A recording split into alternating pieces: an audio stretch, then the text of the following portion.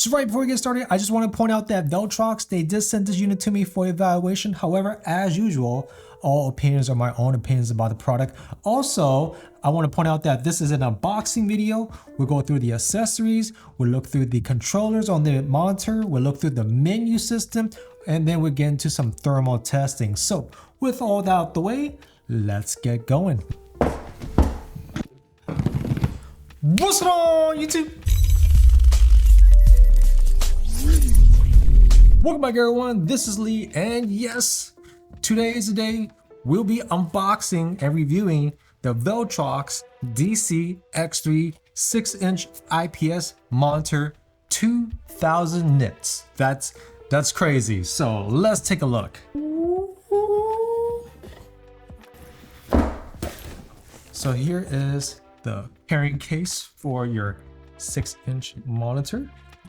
Okay, let's take a look at the monitor. Okay, so you get your installation auxiliary tools right here. The photographic monitor. Oh, this is all the specs that comes with the monitor. So it looks like you're getting a 1080p 16:9 1000:1 contrast ratio, 60 hertz, 2000 nits, 160 degree viewing angle, 360 ppi. I just realized this is Chinese on the left, and oh, there's an English one right. Oh, I was right. Pixel density is 360. Color gamut is 100% sRGB. Color depth is 8-bit. The monitor weighs about 350 grams. Also has a headphone jack. And Viltrox, they told me at launch, this would be $268. All right, let's do this. Let's rock and roll. Here, wow. Oh, wow, this is different. I usually go online to buy the third-party screen protector. I think this is a screen protector, right? It says HD screen protector. Wow, okay. All right. Of course, you get your battery right here. Let's see if it's charged up. You can hit the, oh, okay, 3 bars, awesome. You also get your monitor adapter for the hot shoe. And here is the hot shoe adapter for your monitor to your camera right over here. The cables that comes with your monitor, let's see. You get USB to USB-C right over here. Full HDMI to your mini HDMI right over here. You also get, oh my God, okay, this is awesome right here. First time I've seen this, wow, there's a lot of, all right, so this is my first time seeing this. You get full HDMI to full HDMI. And here is the monitor. So let me put this case away. Oh my God, wow. This looks a little crazy. It looks so aggressive, looks so professional. I'm a little weirded out. Yeah, okay, I like this Viltrox. This is awesome. Oh, that never gets old. So now that we're done with the unboxing, let's take a look around the monitor. On the top, you get your back key, shortcut keys, F1, F2, F3, F4, power button, vents. Take a look on the side, quarter mount screw, vents. On the bottom of the unit, you get your DCI-in, USB-C, vents, quarter screw, vents, and your USB plug. Also, on the other side, you get your HDMI in and out, headphone jack, and more vents. And of course, the back, you get your SDI out, SDI in, and your battery. So there's actually many ways to power up your unit. So this is pretty cool. So now let's actually get a camera and install everything all together. So one moment. So I did a DC-550 review probably last December, and this is my go-to unit that I've been using for the whole time doing my videos.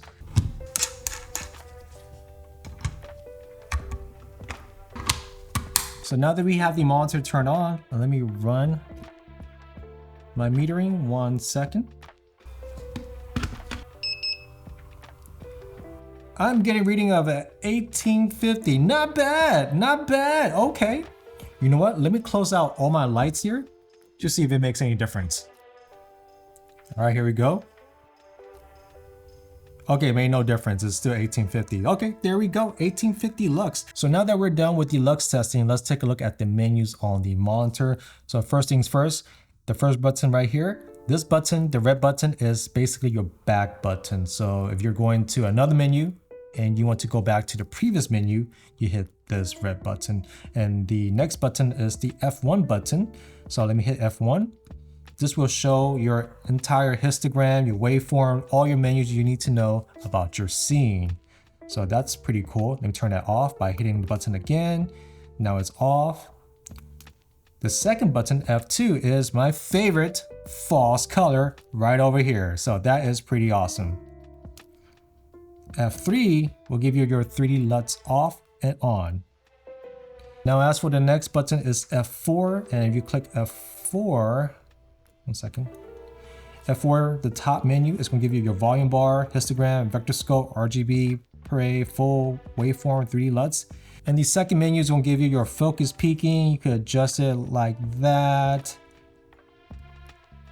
Mode 1, false colors. There we go. This is going to give you zebras.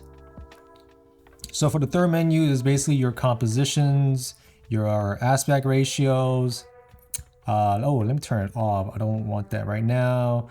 Your aspect ratio, so on and so forth. You want to stretch your screen if you want. Let me hit 2. Yeah, you can stretch your screen. Next menu is your brightness menu, your contrast, your saturation, your sharpness, backlit, and color temp. So right now I have everything on 50% brightness, but you could always turn it up if you want. So there we go.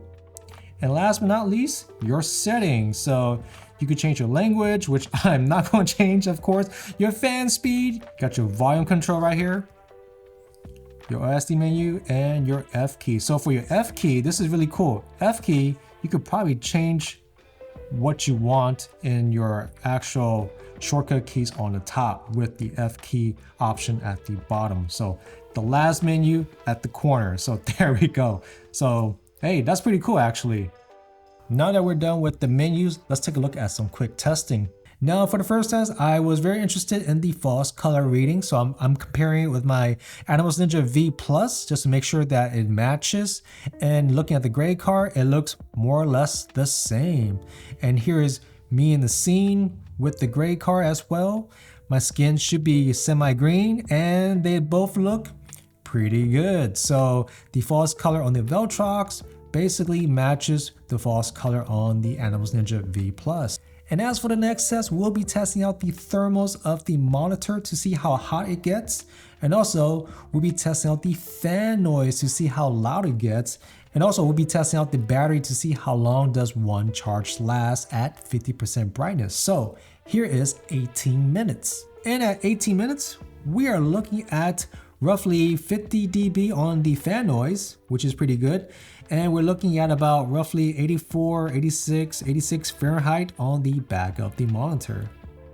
Here is 35 minutes and it's still 50 dB on the audio, but the back portion of the monitor is roughly around 96, 95 Fahrenheit. So it does get slightly warmer at 35 minutes.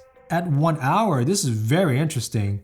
At 1 hour, it's still 50 dB, but we're looking at 91, 85 Fahrenheit on the back. So it seems like it got a little cooler. And also, I just want to point out that you got 1/3 of the battery left after 1 hour of recording. So just keep that in mind. Now, around 1 hour and 15 minutes, we're still getting 50 dB, but the temperature on the back of the monitor is roughly around 94, 91, and 90 Fahrenheit. And at 1 hour and 25 minutes, that's when the monitor shuts off and the battery is depleted. So just to wrap things up, the Viltrox DC-X3, here are some pros and cons.